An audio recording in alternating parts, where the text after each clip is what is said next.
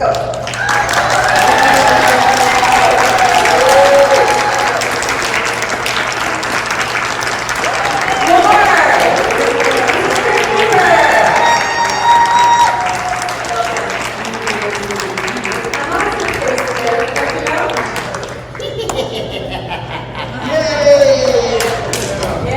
I want to thank you all for walking, crawling, and wheeling yourselves in here for tonight. Don't mess with me or you're going to have to mess with him in the back right there. The Dark Lord. How are you? I'm wonderful. How are you, sir? Good. Welcome. So first things first, I have a gift for you. You have a gift for I have me? a gift. Is it a good one? I hope you enjoy it. Now, I told you about it. If it's in Vegas, it better stay in You're Vegas. right. I told you about this item that I had, maybe like a year ago.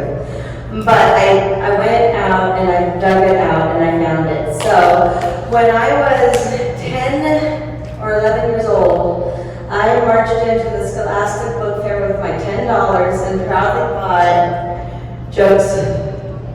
Oh my God. That's great. And I wanted to be Oh, that's so great. I have Yes. nothing like this. Told by the crypt keeper, the vault keeper, and the old witch, you'll die. Let's see, we have to do a couple. from 1993, y'all. Let's see. Greetings and salutations, boils and ghouls. It's nice to have you in our clutches again, because we have something to tell you, something very important. It has recently come to our attention that you consider us creepy, that you think the three of us are a moldy old bunch of perverts who sit around all day, putrefying and growing fungus and being boring. Yes, we do. Well, we're here to tell you that you are wrong. In fact, you have made a grave error. Perhaps there is a fungus among us. Maybe there is a mold in our fold. And perhaps we are odoriferous and ugly. But boring? Never.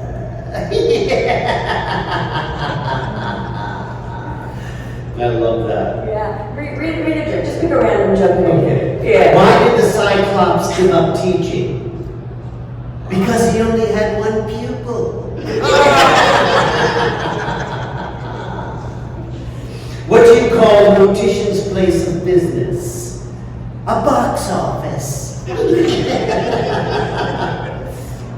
Let's see. I just had a wart removed from my nose. Have a scar? No, thank you, I don't smoke. That's bad. Maybe the crypt keeper couldn't make that one work. Let's see.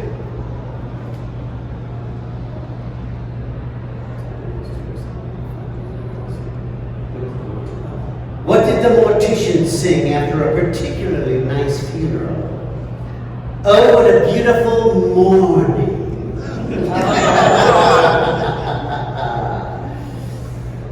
What happened to the girl who swallowed a spoon? Ooh, she didn't stir.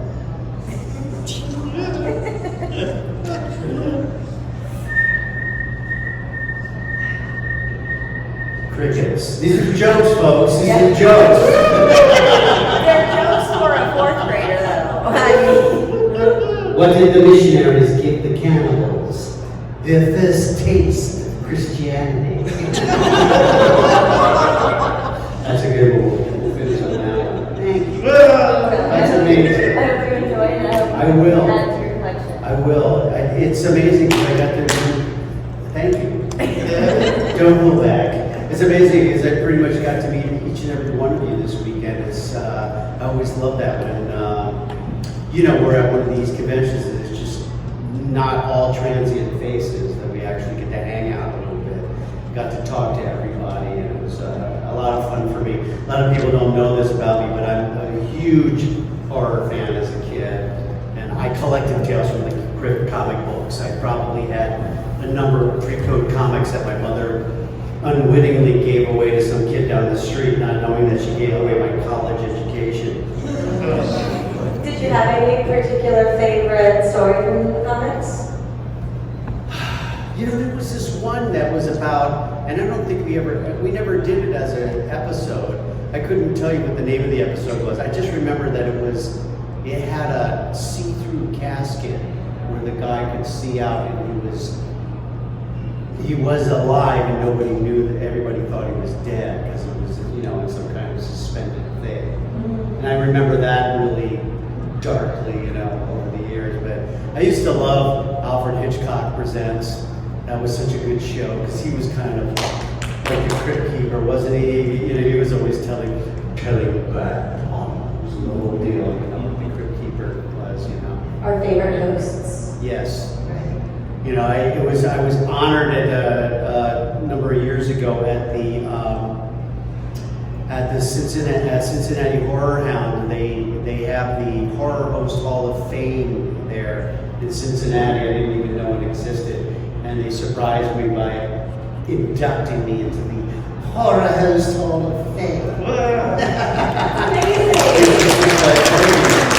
It was completely unexpected and so totally cool. You know, I got to meet all the, you know, Dr. Creepy and all these people who were nationally known and locally known horror hosts from all over the United States and the world. They were all there to, you know, induct me into their club. That's amazing. Did they have Sven Gooley there? They did have Sven Gooley there, yes. Yeah, it's one of my favorites for sure. For sure, yeah. I live in Chicago, so Yeah. it's part of my weekly viewing. Yeah. Since I live there. Excellent. Yes. Okay, so I could talk to you about everything for forever, but I'm going to give them a chance right now. Do we have any audience questions? Yes. Yeah. When the Stephen King film known as Creep Show came out and he made his own horror movie comic or whatever, what did you think about that, especially when they finally made a Creep Show series and some comic books and all that stuff later on? You know, I loved it all because, I mean, that came actually even before I got to play the Crypt Keeper, you know, obviously. I mean, it was more new stuff in Creep Show. Obviously, they've tried to make more and more new stuff that's in the main vein of Tales from the Crypt. But you know, for me as a horror fan, the more the merrier. But I loved it. But there's, you know, the one thing about Tales from the Crypt, I always wondered what it was about Tales from the Crypt that I loved more than anything. It just had its own identity that was different. You know, the comic book, of course, had the Crypt Keeper, the Old Witch, and the Vault Keeper, which I loved as a kid. It kind of tied you in because those were characters that let you know that this was supposed to be fun, and it's not just supposed to be scary or creepy or whatever. Excuse me. So many of the different horror anthologies or anthology shows don't have that identity to them that this one had. And then when we made the TV series, they were so hell-bent on wanting to make the Crypt Keeper fun, you know, and obviously getting Kevin Yeager, who had made Chucky, to come in and make the puppet was, you know, that was the first great thing that happened in terms of the Crypt Keeper being the identity of our series. And Kevin looked for a long time for the voice. They gave him the job of also trying to find a voice that matched for his puppet. And so I was doing another series on HBO called First and 10, where I played a Bulgarian field goal kicker, you know, so I knew that I did voices and characters and that kind of stuff in my stand-up. And so they brought me in to meet with Kevin, and I started doing what you know now as the Crypt Keeper's voice for him, and he was like, I could see he was like sitting there and been listening for days, and he saw that and he was like, because he was recording, he's like, you know, and he starts laughing and I start laughing. I'm like, great, the Crypt Keeper laughs at his own jokes, you know, and that's where I think maybe because I had read the comic books as a kid, you know, I understood that it was supposed to be fun and funny. I think a lot of the other people were coming in trying to make him like scary and creepy and. You understood he was amused with himself. He's creepy because he's amusing himself over death and that kind of stuff, and that's the fun thing about it. So I think that, you know, to answer your question directly, I mean, like I said, the more the merrier when it comes to horror. I love it if it's successful and it's good. But I think that Tales from the Crypt is unmatched just in the fact that it has its own identity with the Crypt Keeper and based on those comic books. I mean, you pick up one of those comic books and you look through the comic books, it looks like a storyboard for a movie, you know? In fact, we used on the series, we used some of the comic book stories all those episodes except the Three Pigs, which was the last episode, were all based on one of the comic stories from the EC Comics, whether it was Tales from the Crypt, Two Fisted Tales, Tales from the Vault, all these different comic books that were EC Comics. And we actually used some of the frames of the comics as storyboard to set up the look of each scene, which was kind of cool. Do you know why they ended the show with a cartoon that wasn't part of the comics either? Oh, I don't know. I guess I just wanted to try something fun. They had come in and they wanted to do a fairy tale. They wanted to, now that they were doing like Tales from the Crypt cartoon and they were doing all kinds of fun stuff, we thought it would be fun, since the Crypt Keeper was a storyteller, to do some kind of fairy tale. And they had thought, I think at first they had thought of doing like Little Red Riding Hood or one of these was going to be one of the episodes. And then they got Bill Kopp, who I had worked with many times on Eat the Cat and Terrible Thunder Lizards and some really cool cartoons over the years. And Bill said, they were like, Little Red Riding Hood's just not working out like the way we thought it would be, in terms of the story. That would be fun. And he goes, well, what about the Three Pigs? We get some good voice actors in here, we'll do it, and they go, well, who should be the narrator? He goes, what are you talking about? I got the Crypt Keeper. He's the best narrator you could have. So that's how that came to become done. That last season wasn't originally, seventh season wasn't originally supposed to be there. Back then nobody was making that many episodes for cable. They didn't have very much money to make shows. The budget fell on the producers to come up with another way to have the shows made. In return, they got to keep the show once it was done, as opposed to the network owning the show, which they now do. If you look on HBO, you don't see any of their earlier shows because they didn't own any of them. Because they couldn't, but they didn't have the money to budget them themselves. Now all those cable networks are owned by the bigger networks or the bigger studios. That's why my first intent DVDs say CBS. The reason it says CBS is they had sold the rights to do it with CBS. We did. First and 10 was my first series. It was done on HBO. It was about a football team, and it had the identity that HBO always had, which was, sports, sex, and comedy. Obviously there was brought in for the sex part. No, I'm kidding. But and so we would shoot it both ways, with the language, with the nudity, without the language, without the nudities, that kind of stuff, because they knew they wanted to sell it for late night on CBS,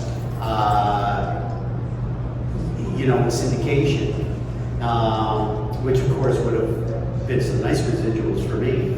But then the whole O.J. Simpson thing happened, and they pulled it off the air. And, For those who don't know, OJ was a major part of that show. He was not only a producer, but he was on the show. He played the general manager and that kind of stuff. So on the series, and they had other real football players on the show over the years too. It was a great show.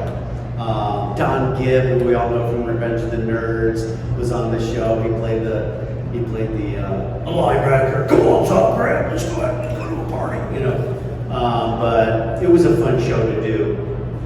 But that's why the DVDs, which at that point had been licensed to CBS for late night, that's probably they trying to get some of their money back by selling them on DVDs. Do you know where they put laugh tracks on them?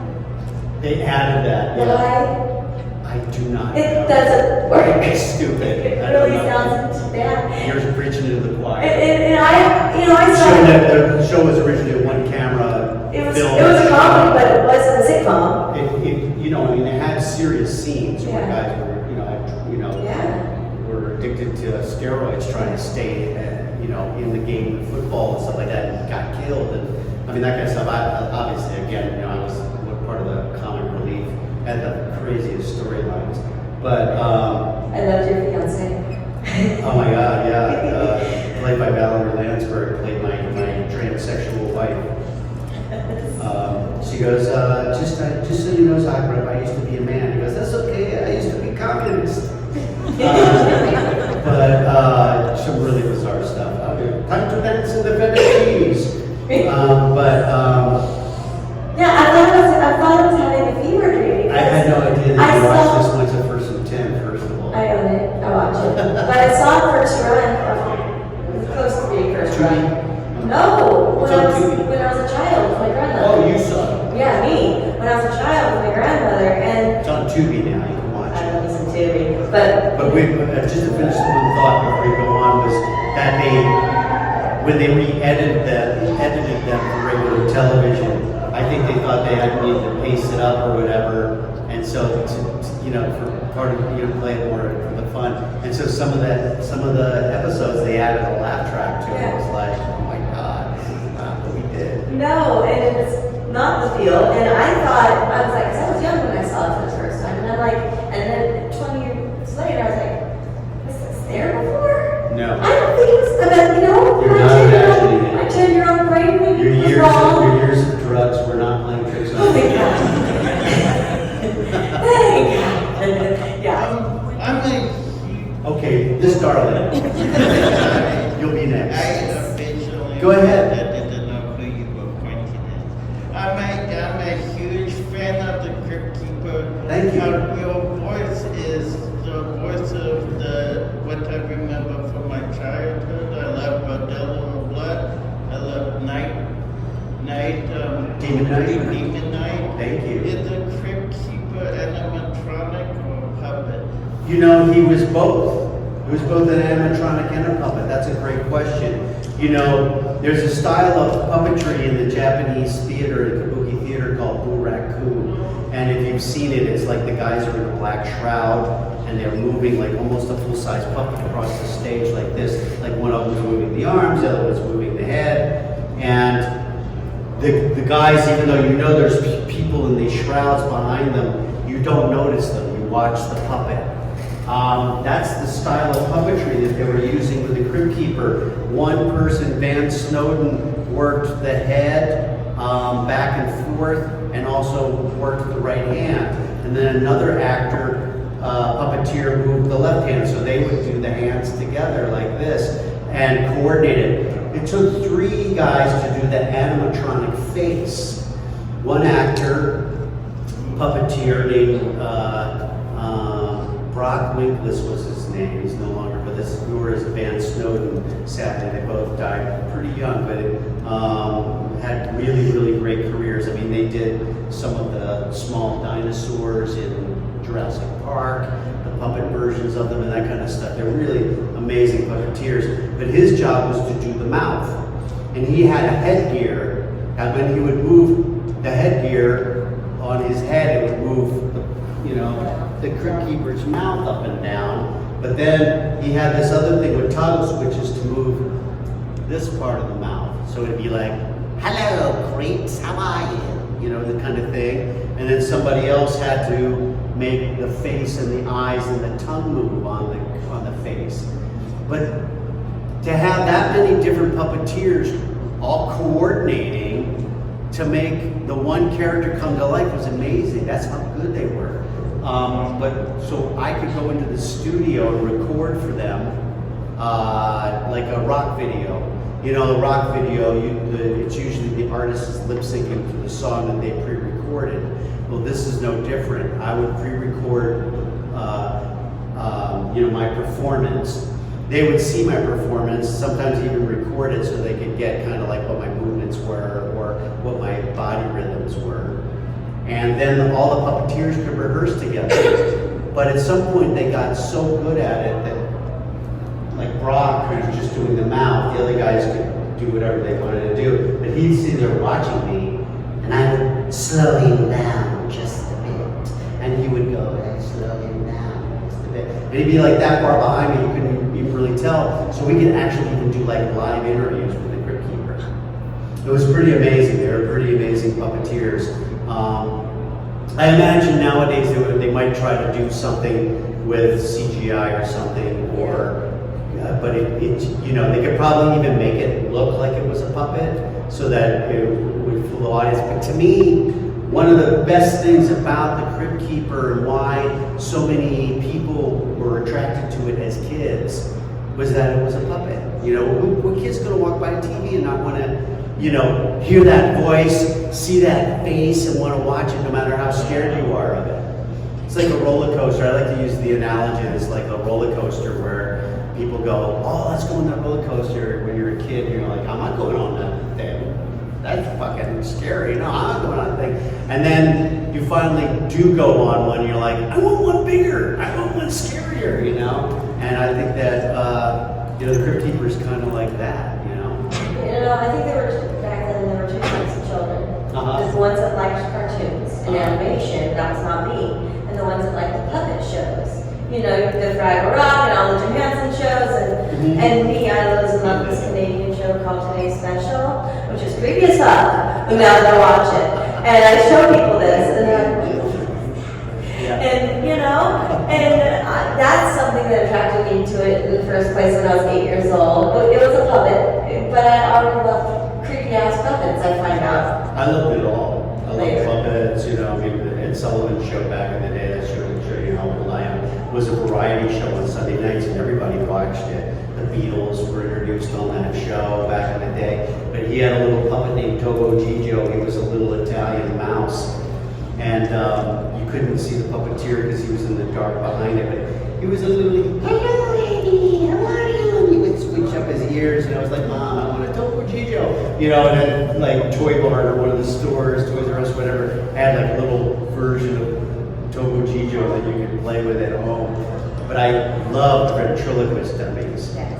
I, you know, stop, look, and laugh in some of those old, you know, Paul Mitchell ventriloquist dummy movies were not only, I mean, there was always the creepy movies with the ventriloquist. In fact, ventriloquist dummy is one with Don Rickles and Bobcat Goldthwait is one of my favorite Tales from the Crypt episodes. But my mother knew that I loved those puppets, and so back in the day when you didn't get arrested for leaving your kid off at the store and go shopping, my mother would, there were 5 of us, my mother would leave us at the Toy Barn, which was next door to the grocery store. And the Toy Barn in Baltimore, where I grew up, was basically like a Costco. Not a Costco, like a Costco or a Home Depot. But it was all toys, so it was just like a big warehouse full of shelves of toys that you could go shopping for your kids for. And so she would leave us off and she'd go grocery shopping and then pick us up afterwards. Well, I would climb up on the shelf with a ventriloquist dummy and having little Jerry Mahoney talking to people as they walked by. And she found out that I was doing this on my 5th birthday. I woke up and there was one sitting at the end of my bed. She got me for my birthday. Were you just I thrilled? still have it. What's that? Were you so thrilled? Oh, I forget it. It was unbelievable. I just, you know, I'd bring him in for show and tell. In fact, I remember bringing him in on St. Patrick's Day when I was probably like in 2nd grade or something. How old was you? Where are you at school at 5 and 6 years old?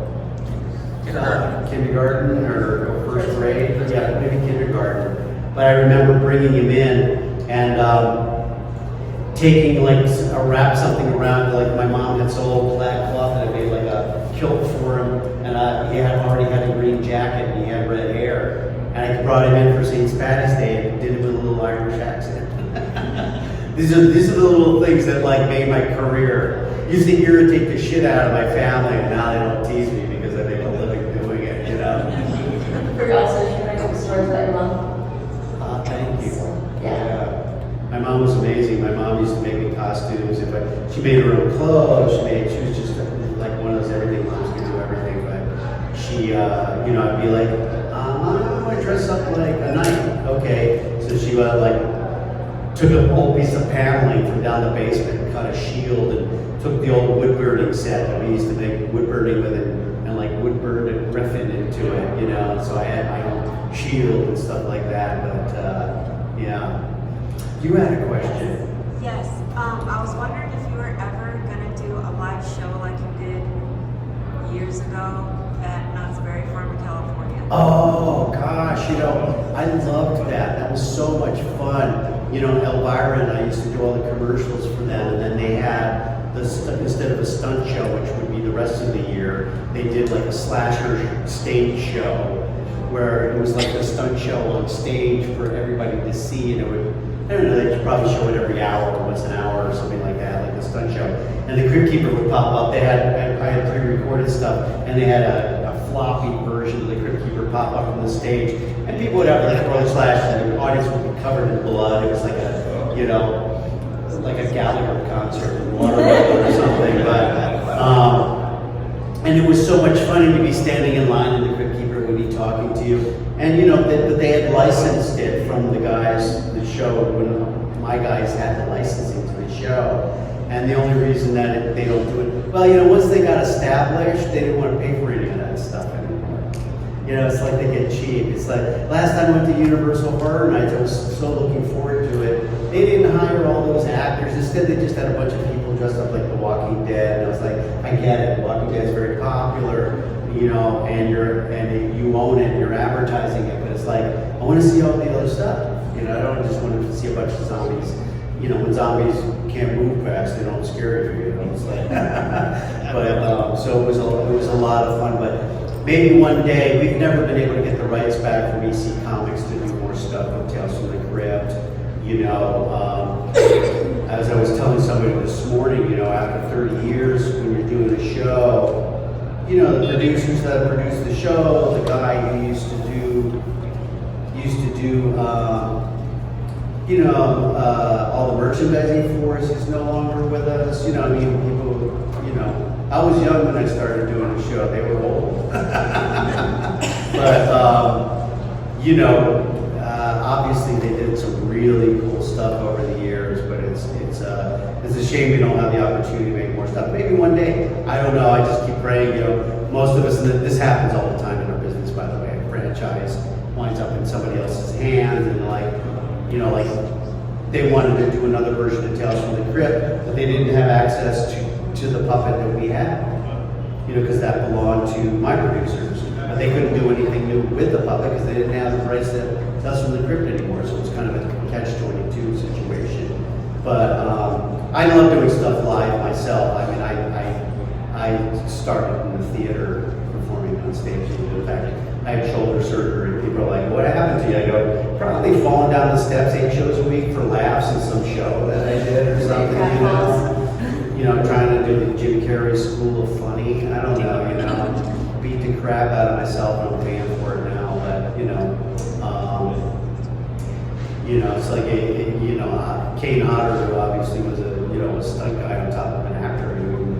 How he beat himself up. Well, the funny guys beat themselves up pretty much the same way, doing a lot of stuff like that too. But I love performing live. I used to have a street back in the day when I lived in New York and I first started doing theater. It didn't pay very much. It still doesn't. I made more money street performing. I used to street perform in front of the Metropolitan Museum of Art in New York, and they had these big steps that came down from the museum, and it was right on Fifth Avenue, so there was all this stuff happening that I could make fun of. I'd put on a white face and I'd I'd climb the building across the street, and I'd hang a banner, "Now appearing John Kassir." You could see it from 2 blocks in either direction. And people would come sit on the steps and I would do a show. Pass the hat. I made more money doing that, trying to survive in New York before I ever made it. 5, 6 years, I supported myself through low budget theater and street performing. Yeah. What was your experience on Star Search like? And do you have any ending man stories? Oh my God, that's a great question. I was just actually, thinking about that, and it's funny you said that because literally my rise into the television industry came from the Star Search. And for those of you who don't remember Star Search, it was like the original, so you think you have a talent or whatever, show. So you're thinking of that. That was a Freudian slip. But they had actors, and they had comedians, and they had singers, and they had bands, spokesmodels, all the dancers on the show, and you competed against other people in your own category for $100,000, which was, early 1980s was, that was a nice prize money,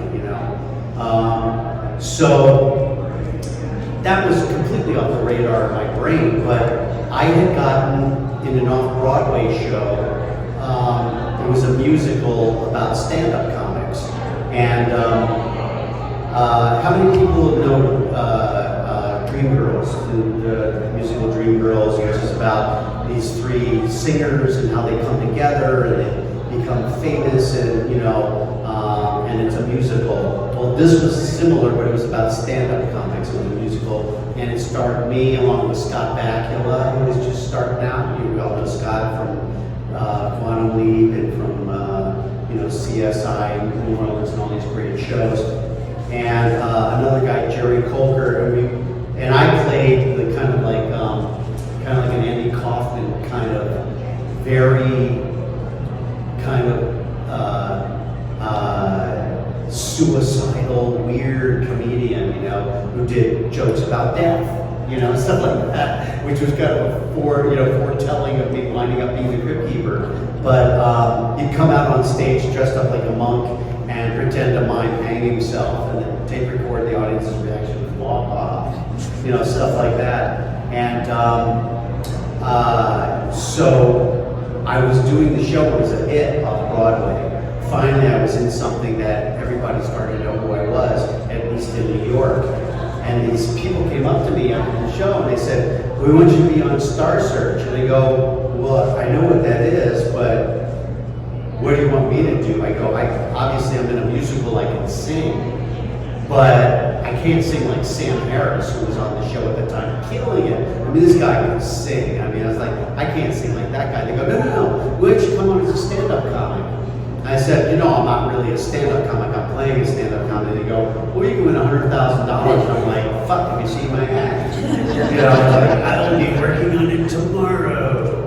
So I went on the show, and I had done sketch comedy, and I had done street performing, and I used to do like the talent shows with my buddy Fred. We'd do the morning announcements in high school, and I would do like the Wizard of Oz in 2.5 minutes, As mayor of the Munchkin City, the county of the land of Oz, what's that? That's the castle of the Wicked Witch. Oh, Dorothy's in that awful place. Oh, I hate to think of her in there. Fellas, we've got to get her out. I'm gonna play an egg in there, and you're gonna lead us. All right, I'll go in here for Dorothy.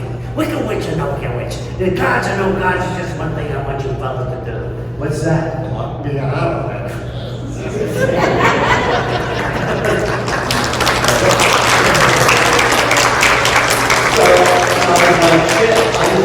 They said you have to do 2.5 minutes. I go, shit, I'll just go on and I'll do like the Wizard of Oz bit. And then if I win, I'll come up with something else. I had to keep coming up with stuff. And so I kept winning. And the next thing I know, I'm like in the semifinals. I'm going up this comedian that had been playing the clubs for a number of years, but nobody knew who she was yet, named Rosie O'Donnell. And then I beat her in the semifinals, and I beat this guy who had been playing the clubs, but nobody knew who he was yet. Sinbad in the finals. Next thing I know, I win $100,000. They're alone. You're gonna open. Tom Jones is a guest. They had guest celebrities on all the time. They had, everybody from Bill Cosby. They had dancers. They had Jamie Farr and all that. And they had Tom Jones on it. Tom Jones was like, "Oh, I'm a comedian. He's gonna open for me in Vegas." And they were like, "Oh my God, you're gonna open for Tom Jones in Vegas?" I'm like, "I can't open for Tom Jones in Vegas." They're like, "Why not?" I go, "I got no fucking act." I've just been making this shit up as I've been going along. So they're like, I go, how long do you have to do as an opening act? They go, 20 minutes. I go, oh, I can do 20 minutes. You know, so I went and took all my bits and I put them together into this idea that I was a guy who was addicted to television and I could change channels on myself, you know, and I got up there like I was at Alcoholics Anonymous meeting, you know, trying to fight the urge to channel TV shows. And, you know, I wound up opening for the Temptations and the Four Tops on their TNT tour and Lou Rawls. And, I mean, like for 5,000 people, you know, because I came from the theater, it didn't unnerve me to get up and do, you know, work in front of a huge audience. It was actually harder to play in the comedy clubs where, like, people are, like, heckling you and shit and drunk, you know. It's kind of like they're a captive audience and you're captive on stage. Street performing, at least if something didn't work, there was something else that I could go to immediately that was happening over there, you know. So, you know, from there I started getting a bunch of different sitcoms and that kind of thing, and that launched my television career. So, you know, it was a pretty cool thing. Still got the $100,000 socked away somewhere, but I remember for years that McMahon would always send me a Christmas card. I'm sure he sent it to anybody who went on the show or whatever. He was a really nice man. But it was really funny. I tell this story about how, you know, like I'll take photos with people. When you guys buy a photo or something, you do a photo op and I take a picture with you. You notice I do the Crypt Keeper laugh next to you. So you're like, you know, whatever, to make you react. And McMahon used to tickle you when you took a picture with him. You'd be standing there, just before they take the picture, he'd tickle you, and you'd be like, I guess because he just got tired of seeing photos of people like being serious or not having a good time or whatever. So that was his thing, tickle you know. Oh my God, he was such a great guy and an adorable guy. You know, and, you know, I mean, Johnny Carson used to tease him about, you know, his drinking. You know, and I mean, I never saw him like drunk, but he always had a glass of wine backstage, man. They'd hear the cork pop in his dressing room and they'd go, time to start the show. I went down an Ed McMahon rabbit hole once. Did you really? Last year. For what? Well, you know, there's a thing online that Ed McMahon, the Mandela Effect, never worked for a publisher's clearinghouse and blah, blah, blah, right? But I remember him saying it in an interview with Tom Green like 20 years ago, so I was on to find it, and I found this other interview. I did find it, by the way. He did say it. And this other interview, and I just went down this 3-hour-long YouTube Ed McMahon rabbit hole, and I learned a lot about the man, and I developed a great respect for him. Like, I didn't know anything about him personally. I'm like, wow! And then I talked about the podcast, and like, I'm like, oh, we're just rabbit hole guys. You're never going to believe it. You know, when we took Three Guys Naked, which was the name of the musical that I did, Three Guys Naked from the waist down, people were like, was it a gay review in the village? She was like, no, it's a metaphor for how you felt in front of the audience when you're bombing. So that was the name of that musical about stand-up comics called Three Guys Naked from the waist down. And when we were redoing it and it was going to be done in LA, they asked me, because they go on the Tonight Show, in the play, they go on the Tonight Show, that's what breaks open their careers. And they go, can you get Ed McMahon to do the intro? Like, coming up, the Three Guys, you know, and I go, I'll ask him. And I asked him, and he showed up in the sound studio and put it down for me for free. It was like the nicest thing. What a nice man. I'm glad you asked me about him, because I rarely get the time to think about him. He lived in the Marina Del Rey, and like the penthouse top of one of those circular buildings overlooking the water and that kind of thing. He'd always said that, like I said, I always get a Christmas card from standing in his yacht with his wife and his kids, whatever. I saw another question over here somewhere. Yes. Tyler. Is that right? Yes. I try to remember everybody's name. Sorry if I don't, but when I get to write them down, sometimes I remember. So what would have been your favorite, like, special guest or crossover episode, or, On Tales from the Crypt? yeah, from Tales from the Crypt, and did you expect for this to become the classic that it is today? You know, obviously it was it was a classic in the comic book world already. Right. You know, from the 50s and 60s. And because it was on HBO and I had already been doing a show on HBO, which I thought nobody saw, although there were people who saw it so much less than if you were on a network show, that I didn't think people would see it. But about the time the Tales from the Crypt came on, because Tales from the Crypt was popular, it helped bring a lot more people to HBO. And then, of course, it was re-shown on Fox TV and in other places, and it sold as DVDs, et cetera, et cetera. So for that reason, I only thought it would be for like kids like me that had grown up on Tales from the Crypt. I didn't think that it was going to be something that would have lasted 30 years where kids were like, this is my gateway drug to horror. Which is just, it makes sense. Like we were talking about the puppet and the whole thing. It just makes sense. It's so accessible to, a kid's sense of humor and their wonderment and everything else. And we had some of the best stars on that show. I would come down to the set if any of the wraparounds that we were shooting with the Crypt Keeper had somebody there, whether it was, Whoopi sitting at the table, on the talk show with the Crypt Keeper, or Arnold, trying to pump up the Crypt Keeper. So I would be off camera so that he didn't have to play to a recording. And so I got to meet all those people. I mean, obviously as an actor, I was getting to work with all these different people anyway. But some of those people were like big stars, and to get to meet them and hang out with them on the set, that kind of thing was cool. But the one actor that blew my mind was Tim Curry, playing, in Death of Some Salesman, playing Winona and the mother and the father, who pulled a scam on Ed Begley Jr. Thank you. And so brilliantly. And he was nominated for an Emmy for that performance. And rarely did any cable series or actor performance on cable, just because it wasn't seen as much, get that kind of nomination for Emmys and that kind of thing. So that may be one of my favorite, if not my favorite, performance on Tales from the Crypt. Obviously, great performances by people like William Sadler, who not only was great in Demon Knight, but in our first episode, The Man Who Was Deaf, where he plays the executioner in the prison. And then, of course, we had Malcolm, I think he might have done more than one. The Reluctant Vampire. See the Reluctant Vampire? Yeah. Gosh, just so many good ones. You know what's really weird is that 7th season, we were only supposed to do the 6th season. I didn't finish that thought before, but we were only supposed to do 6 seasons.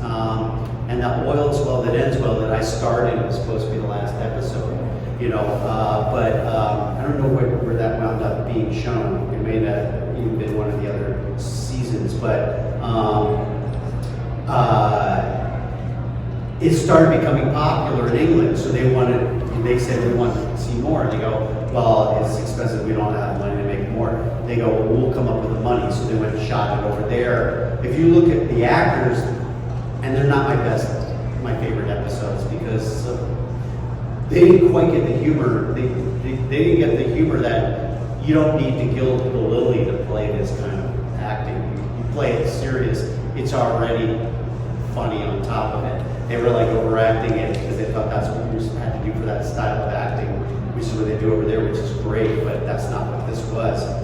But the actors that wound up in that show, we didn't know who they were here, but they were already obviously good actors, and now they're huge stars, whether it was Ewan McGregor, or Daniel Craig, Emma Sands,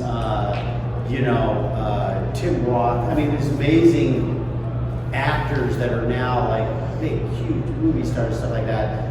The first time anybody over here saw them were like on Tales from the Crypt episodes. It's kind of cool. We have time for one more. Anyone? No? Okay, well, I have a wrap up then. Last chance. Read more of the book. Wait, I saw a question in the back. Young lady, just raise her hand. What's your favorite horror movie right now?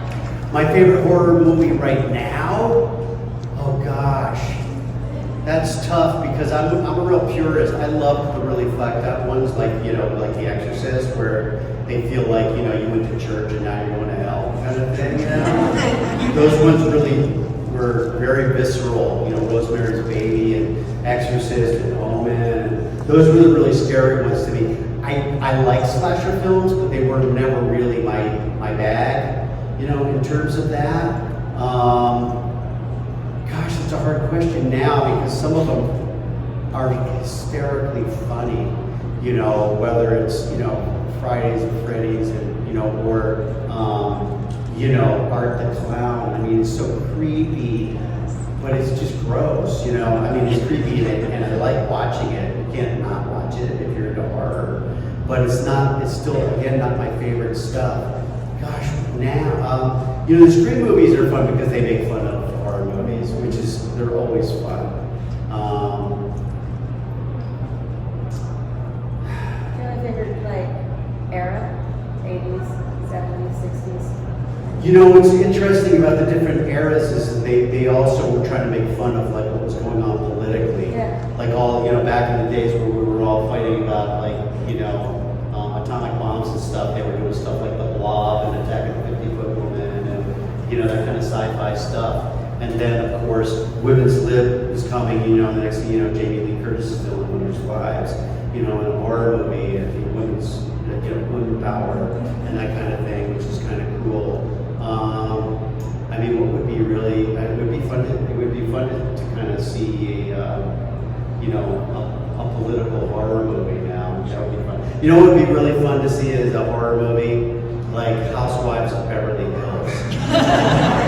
Call it like Dead Housewives of Beverly Hills. And they're all being killed by the plastic surgeons and shit. And I'm sure they'd be into it too. That'd be so funny. Yeah, or Fixer Upper. Keep finding dead bodies and they're trying to do, like Chip and Joanna Gaines are trying to redo a home and it's haunted. And Chip's like, it's demo time. It's like, he comes out with his arm pumping blood out of it. He's lost an arm, and Joanna Gaines, what happened, Chip? For the first time, Chip Gaines is speechless. He's on steroids. Yeah. Right?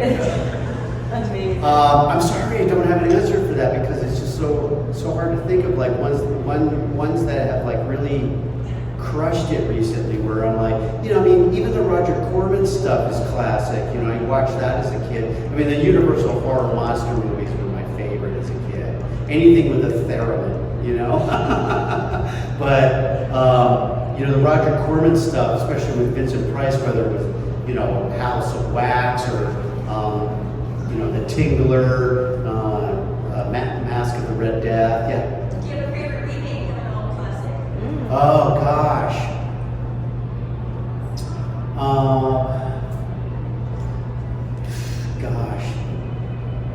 The horror stuff is hard because, I've been waiting for them to make another good Frankenstein movie. I loved Poor Things. I thought it was about as classic as any horror movie you could make, but it was beyond a horror movie, obviously. It had a lot of different levels to it that were, it was kind of like Terry Gilliam meets Frankenstein meets Forrest Gump, It was like, if you haven't seen it, it's pretty amazing performances, but also just the art direction is beautiful and that kind of stuff. But I'm just not that as attracted to some of the horror stuff that I see these days as what I used to have. The Exorcist remake was pretty good, but it just couldn't touch the original. I love the fact that horror movies continue to use practical effects because those hold up. I mean, how many times have you watched a movie and you're like, oh my God, look at the effects of this, and then two years later you look at another movie and you go back and see that other movie and the effects look like they were hand drawn on the screen compared to what they are now. The practical effects always hold up. I mean, you can go see Night of the Living Dead, and there's a little girl with a trowel, and just the sound effect of her stabbing. They probably went to the butcher and got guts from cattle or something, and they're walking around rage, whatever. And that's as visceral as anything that you're gonna get. I know I'm a hard audience when it comes to horror because of that. But, you know, shit, it's weird what's popular now. But I love that it appeals to younger kids, and people are letting their kids go see it. You know, so Yes. that's fun stuff. I mean, I love stuff like Goosebumps. You know, Goosebumps is great because it's kind of timeless. You know, I got to do some spooky character voiceover stuff for the Goosebumps movies and that kind of thing. I love, you know, the Ghostbusters stuff is fun. Again, because it was so new and so different when the first one came out, there's no way you're going to ever have that feeling again from one of the new ones. But I got to do like the little mini marshmallow guys in the last one. I didn't work on this new one, but I did a lot of the subway ghosts and stuff in the all-female cast which was kind of fun and cool. I'm always looking for that kind of thing to work on too. You know, whether you get to do you know, Hellraiser movies and stuff like that are kind of fun. Yeah. Read us some stories. Let's see a couple Let's of close out with that. Why did the mortician leave a pail on the sidewalk? So nobody would kick the bucket. What has 4 legs and flies? A dead dog. Oh, that doesn't make me laugh.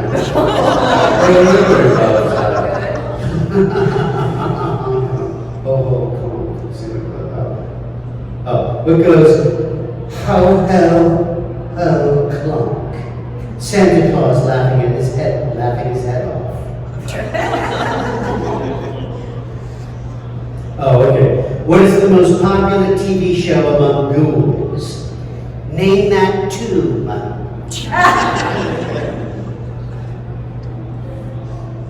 Why was George Washington buried at Mount Vernon? Because he was dead. Okay.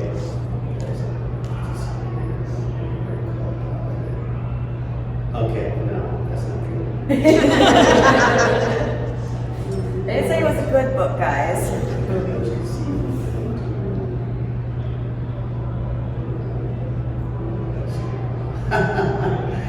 It's kind of funny. Did you hear about the runner who wore white so that cars could see him at night? He was run over by a snowplow. That's a Jeremy Renner joke, actually. Did he get hit by a snowplow? God bless him, he made it, thank God. Heavy metal music promotes violence. Every time I play a Metallica album, my father hits me. All right, that's it, folks. Thank you so much. Wow.